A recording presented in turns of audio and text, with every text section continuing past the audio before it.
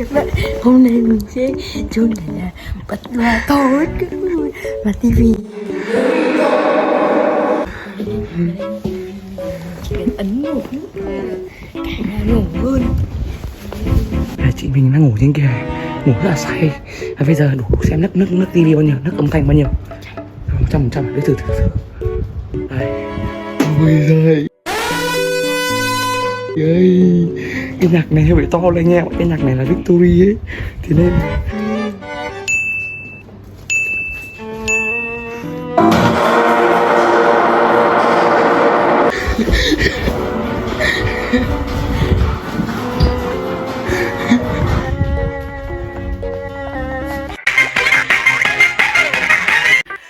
Về gay,